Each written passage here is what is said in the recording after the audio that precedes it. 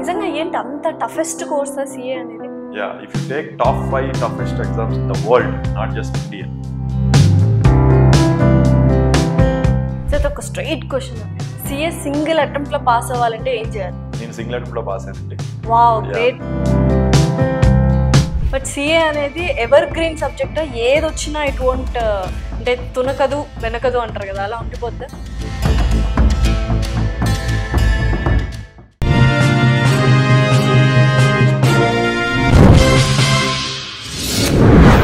Hi, hello, నమస్తే, welcome to our channel. So ప్రస్తుతం స్టూడియోలో మనతో పాటు ఉన్నారు chartered accountant and boss jobs founder and CEO Bose గారు. నమస్కారం బోస్ గారు, ఎలా ఉన్నారు? All good.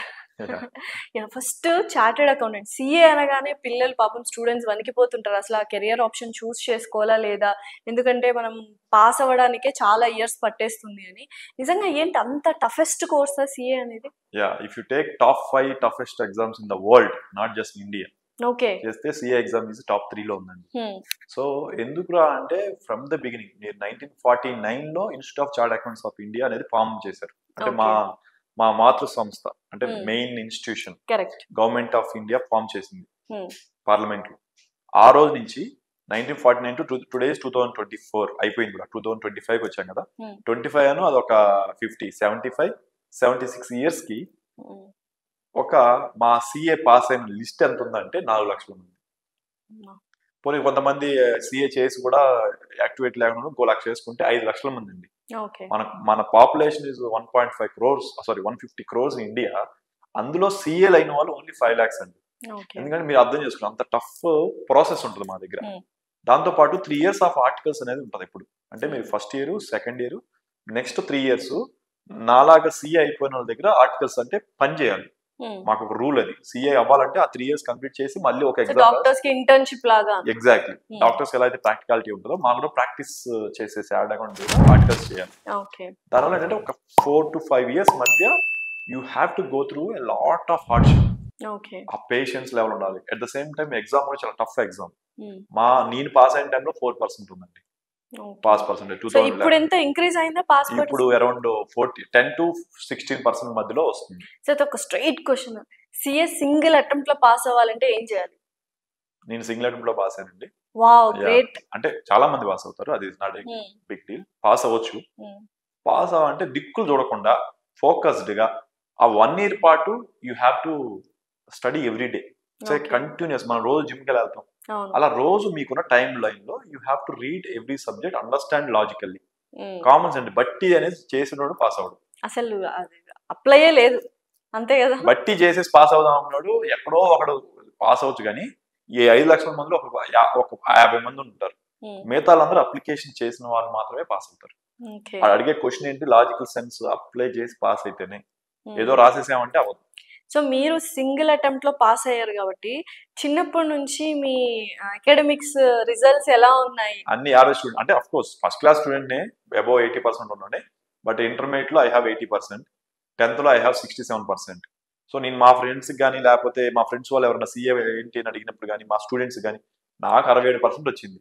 ఈ రోజు నేను చేయగలుగుతున్నా అంటే నేను యావరేజ్ స్టూడెంట్ ట్రీట్ చేసుకుంటా. నేనే పాస్ అయ్యానంటే anybody can pass. It's only need that hard work and consistent work ఉండాలి అనేది. మీరు ఏం చేశారు సింగిల్ అటెంప్ట్ లో సీఏ పాస్ అవ్వడానికి?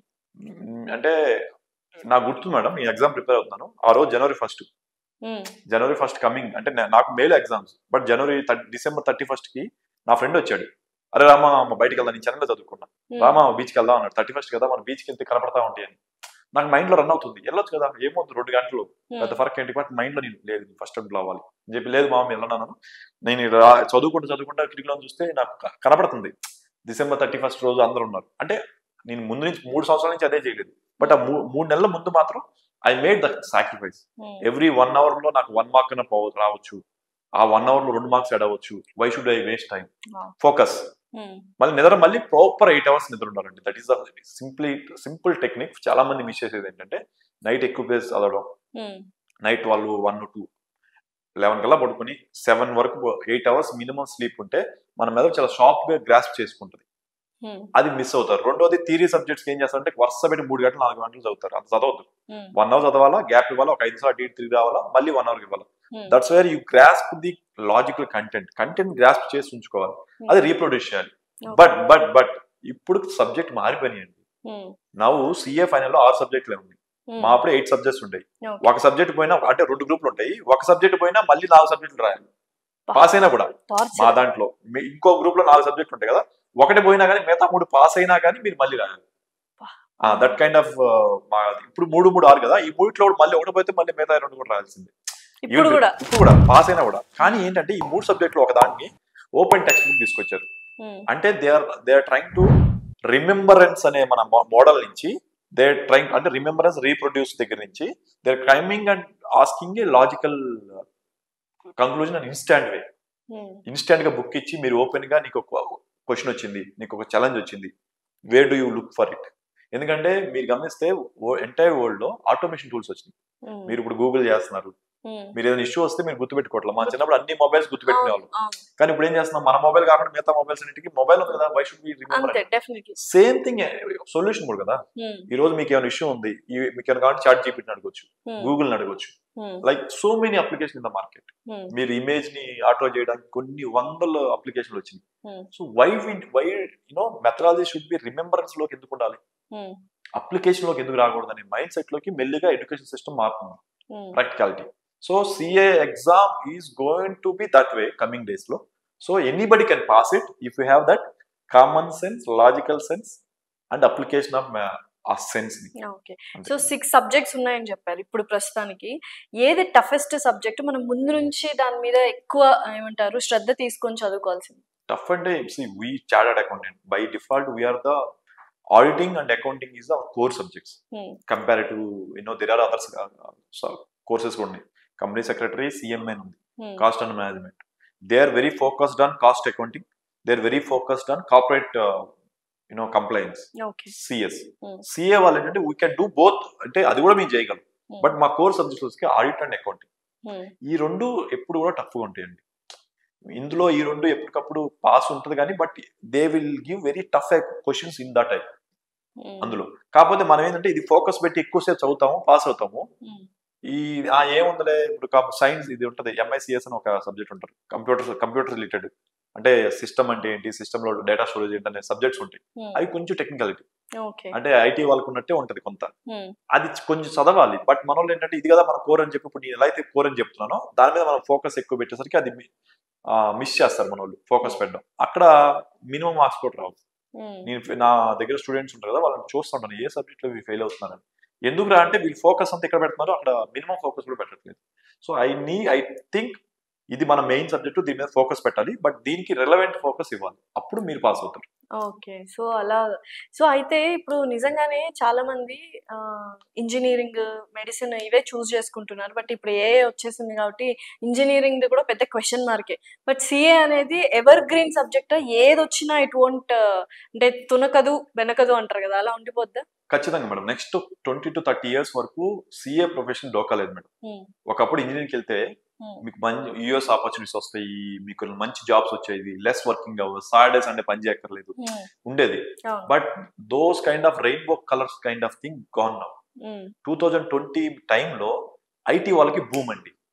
ఎందుకు, సడన్ గా కరోనా పడేసరికి మీరైనా నేనైనా ఏంటి, మనం ఇంట్లోనే ఉన్నాం, మరి బిజినెస్ చేసేవాడికి శాలరీస్ పే చేయాలి. గవర్నమెంట్ ఏం చెప్పింది, మీరు ఎందుకు శాలరీ ఆపుతున్నారు, మీరు ఇంట్లో ఉన్నా సరే కరోనా వచ్చింది కాబట్టి మీరు ఎంత కొంత పే చేస్తే కదా వాళ్ళు బతుకుతారు అనే క్వశ్చన్ వచ్చింది. ఆ టైంలో ఎథికల్ క్వశ్చన్ వచ్చేసింది. బట్ చూస్తే ఏంటంటే మరి ఎథికల్ ఓకే బా, నా దగ్గర డబ్బులు ఉండాలి కదా, నేను బిజినెస్ చేయాలి కదా, ఎలా చేయాలి అంటే వర్క్ ఫ్రమ్ హోమ్ చేయాలి. వర్క్ ఫ్రమ్ హోమ్ చేయాలంటే దగ్గర టూల్ ఉండాలి అని చెప్పి ప్రతి బిజినెస్ ఏం చేసింది, రేపొద్దున మళ్ళీ కరోనా లాంటి సిచ్యువేషన్ వస్తే నేను ఎవరి మీద డిపెండ్ అవ్వకుండా ఆటోమేషన్ చేయాలని చెప్పి, మీరు నేను హైదరాబాద్ లో ఉండేవాడు కాదు, న్యూయార్క్ లో ఉండేవాడు, ఆస్ట్రేలియాలో ఉండేవాడు, లేదా జర్మనీలో ఉండేవాడు, ప్రతి ఒక్కడూ ఆటోమేషన్ వెళ్ళిపోయాడు. ఆఫీస్కి రాకుండా నేను ఎలా పని చేయించుకోవచ్చు, మా టూల్స్ ని నేను ఎలా ఆటోమేషన్ చేయొచ్చు, పీపుల్ డిపెండెన్సీ ఎలా తగ్గించవచ్చు అని చెప్పి సడన్ గా స్టార్ట్ చేసినప్పుడు ఆ అప్లికేషన్స్ మాత్రం పీపుల్ రావాల్సి వచ్చింది. అప్లికేషన్ రెడీ అయ్యే టైంకి పీపుల్ అవసరం లేదు, ఓన్లీ మెయింటెనెన్సే కావాలి. అలా ఏమైపోయింది, చాట్ జీపీటీ లాంటి ఆటోమేషన్ టూల్స్ వచ్చినాయి, where you don't need a man power అవసరం లేదు. 10 మంది చోట ఒకళ్ళు చాలు. ఎగ్జాంపుల్ ఇప్పుడు నా వెబ్సైట్ బాస్ జాబ్స్ ఉందండి, దీంట్లో అసెస్మెంట్ టెస్ట్లు అని ఉంటాయి. దాంట్లో మేము ఒక 60,000 క్వశ్చన్స్ అప్లోడ్ చేయాలనుకున్నాం. నేను ఈ కరోనాకి ముందో లేకపోతే ఈ టైంలో రీసెంట్ ఒక 2 years బ్యాక్ ఏమంటున్నానంటే, ఒక 10 మంది స్టూడెంట్ తీసుకొచ్చి, కామర్స్ స్టూడెంట్ తీసుకొచ్చి వాళ్ళతో సబ్జెక్ట్ వైజ్ క్వశ్చన్స్ ని గూగుల్ చేపించి, లేకపోతే బయట ఎగ్జామ్ క్వశ్చన్ లో తీసుకొచ్చి కంపైల్ చేపిద్దాం అనుకున్నాను. ఆఫ్టర్ 6 months నీ అప్లికేషన్ మీద ఫోకస్ పెట్టాక ఈ కంటెంట్ కోసం చాట్ జీపీటీని అడిగితే విత్ ఇన్ 1.5 days అయిపోయిందండి. 6 months లో అవ్వాల్సిన వర్క్ ఒక 10 మందితో నాకు ఒక 2 candidates తో 1.5 days అయిపోయింది. అప్లోడ్ చేశాను, వెబ్సైట్ లో రన్నింగ్ కూడా అయిపోయింది, టెస్టింగ్ అయిపోయింది, ఎవ్రీథింగ్ ఇస్ డన్. అంటే 6 months work, hard work with 10 employees is with in 1 day. Imagine how many IT jobs are going to evaporate అవుతాయో మీరు ఆలోచించండి. నాకు తెలిసి 70% జాబ్స్ కావాలండి ఐటీ జాబ్స్. సో ఈ టైంలో స్టూడెంట్స్ ఎవరైతే ఇంటర్మీడియట్ ఉన్నారు, 10th ఉన్నారో వాళ్ళు సిఏ కోర్స్ ని యాప్ చేసుకోవడం అయితే very good flourishing thing. Definitely. ఎందుకు ఇంకొకటి రీజన్ చెప్తాను ఏంటంటే, మన చిన్నప్పుడు లేకపోతే ఇప్పుడు ఒక 10 years బ్యాక్ కూడా, ఒక 5 years డిమానిటైజేషన్ అవ్వక ముందు వరకు మనకి వడ్డీ కొట్లు కూడా మనకి క్యాష్ ఇచ్చేవాళ్ళు. డిమానిటైజేషన్ స్టార్ట్ అయ్యి 3 ఏళ్ళ తర్వాత 2019 నుంచి అందరూ మనం ఏదైనా స్కాన్ చేస్తాం. పానీపూరి బండోడే ఇప్పుడు స్కానర్. ఇప్పుడు మీరు పానీపూరి బండోడికి నార్మల్గా అయితే అసలు ఇన్కమ్ ట్యాక్స్ కట్టక్కర్లా. కానీ సంవత్సరం మొత్తం వాడు పానీపూరి స్కాన్ లో వచ్చిన డబ్బులు చూస్తే 10 రూపాయలు 20 రూపాయలు ఇదంతా చూస్తే 10 లక్షలు అవుతుంది. మనకి ట్యాక్స్ లిమిట్ ఎంతండి? 2.5 లక్షలు. 2.5 లక్షలు దాటిందంటే లెక్క చెప్పాలా. ఈ లెక్కన 150 కోట్లు ఇప్పుడు దాకా ఫైల్ చేసే వాళ్ళు ఓన్లీ 7 కోట్లు అయితే, ఈ స్కానింగ్ వల్ల, ఈ ఆన్లైన్ ట్రాన్సాక్షన్ వల్ల ఇప్పుడు కనీసం 20 కోట్ల మంది అవుతారు. వీళ్ళందరూ పానిక్ అవుతారు కదా ఇన్కమ్ ట్యాక్స్ నోటీస్ రాగానే. వాళ్ళు ఫస్ట్ ఎవరి దగ్గరికి వెళ్తారు? So the more population is attracted to tax, they need a service of financial expert. అది కూడా ఆటోమేషన్ అవుతుంది. దీన్ని కూడా కాదంట్లా, మా దాంట్లో కూడా ఆటోమేషన్ అవుతుంది. మా దాంట్లో కూడా డేటా మైనింగ్ అయిపోయి డేటా అప్లోడ్ అయిపోతుంది ఇన్కమ్ ఇది గవర్నమెంట్ కి. బట్ మాది 30% మాత్రమే ఆటోమేషన్ అవుతుంది. మిగతా 70% డెసిషన్ మేకింగ్ మా దగ్గరలో ఉంది. కాబట్టి మీకు ట్యాక్స్ వస్తుందా రాదా, వస్తే ఏం చేయాలి, మీకు జిఎస్టీ వస్తుందా రాదా, వస్తే ఏం చేయాలి అనే డెసిషన్ మేకింగ్ చాలా మందికి అవసరం ఉంది. నెంబర్ ఆఫ్ ఫైనాన్షియల్ ట్రాన్సాక్షన్ పెరుగుతున్నాయి కాబట్టి. ఇంకొక ఇంపార్టెంట్ పాయింట్ ఏంటంటే, చాలా మంది మా క్లయింట్స్ నేను చెప్పేది, మీ ప్రేక్షకులు నేను చెప్పాల్సింది ఏంటంటే, ఇమాజిన్ 2000 రూపాయల నోట్లు ఎలా అయితే క్యాన్సిల్ చేశారో కమింగ్ డేస్ లో, నాకు తెలిసి ఈ పాటికే మోడీ గారు డెసిషన్ తీసుకోవాలి. కానీ లాస్ట్ టైం ఉన్న నెగిటివ్ ఇంపాక్ట్ కి ఆయన డిలే చేస్తున్నారు. ఒక 2 years తర్వాత 500 రూపాయల నోట్లు క్యాన్సిల్ చేస్తే, 200 రూపాయల నోట్స్ క్యాన్సిల్ చేస్తే 99% ఆఫ్ పాపులేషన్స్ కి everybody they will do online. 100%. More than 1 crore tax కట్టే వాళ్ళు ఓన్లీ 5 లక్షల మంది ఉన్నారండి ఇండియాలో. ఎక్కువ మంది లేరు. 5 లక్షలే, 5 లక్షల మంది more than 1 crore tax pay చేస్తారు. To be frank, 1 crore tax pay చేసే వాళ్ళు యాక్చువల్ గా ఇండియాలో ఎంత మంది ఉన్నారండి? 5 లక్షలే ఉన్నారు. యాక్చువల్ గా పే చేయాలి వాళ్ళు, అంటే మసిపూసి మారేడుకాయ చేసే వాళ్ళు. అంటే ఇప్పుడు క్యాష్ లో ట్రాన్సాక్షన్ చేస్తారు. వాళ్ళని ఎలా ఫైండ్ అవుట్ చేస్తారు? మీరు ఎగ్జాంపుల్ చెప్తారు. షాద్ నగర్ లో ఎకరం రిజిస్ట్రేషన్ వాల్యూ వచ్చేసరికి 6 lakhs to 10 lakhs ఉందండి. యాక్చువల్ రేట్ ఎంత తెలుసండి షాద్ నగర్ లో? 2 కోట్లు 2.5 కోట్లు. 10 లక్షలు ఎక్కడ, 2 కోట్ల వాల్యూ ఎక్కడ? ఈ మధ్యలో అమౌంట్ ఎక్కడ చూపిస్తున్నారు వాళ్ళు? క్యాష్ రూపంలో. అదే 2 కోట్లు కానీ వైట్ రూపంలో చూస్తే 2 కోట్ల మీద వాళ్ళు క్యాపిటల్ గెయిన్స్ మీద ట్యాక్స్ కట్టాలిగా. అలాంటి 10 ఎకరాలు అమ్మినా 20 కోట్లు అవుతుందిగా. అదే 10 ఎకరాలు వైట్ అయితే ఎంత అవుతుంది? 1 కోటి రూపాయలే. కోట్లో వాడికి మళ్ళీ కొన్నప్పుడు 6 లక్షలు అనుకోండి, 60 లక్షలు, 40 లక్షలే ప్రాఫిట్.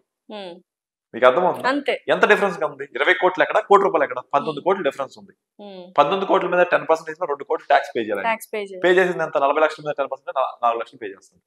2 కోట్లు ఎక్కడ, 4 కోట్లు ఎక్కడ? అంటే ప్రాపర్టీలో ఉంది. అది ఎందుకు ఉందంటే క్యాష్ అవైలబిలిటీ ఉంది.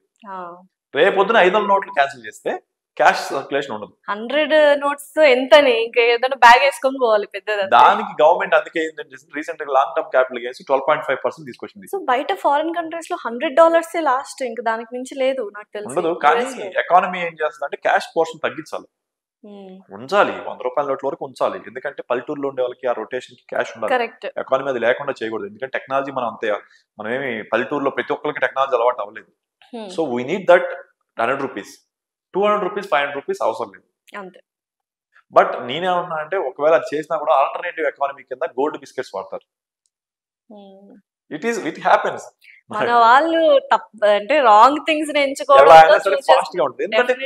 ఎందుకంటే ఇదంతా ఎందుకు? ట్యాక్స్ రేట్ ఎక్కువ ఉండడం. Long term capital gain 20% with indexation, without indexation 12.5%. Thank you so much.